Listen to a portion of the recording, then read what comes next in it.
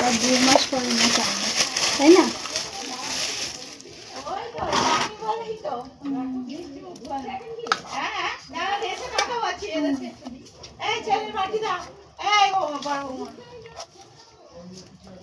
কি গো ছেলেকে পাঠালে না কেন?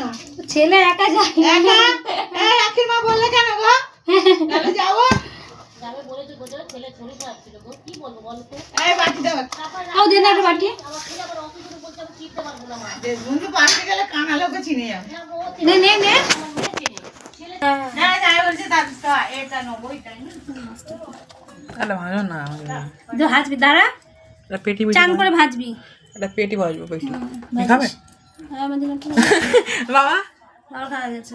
বাবা ভেজে দিছো না না, বাবা ওই মাছ খাইছে, তো বাবা ওই মাছ প্রিয়, এই মাছ ভালো খায় না। আমার তো এই মাছটা ভালো লাগে কালকে রান্না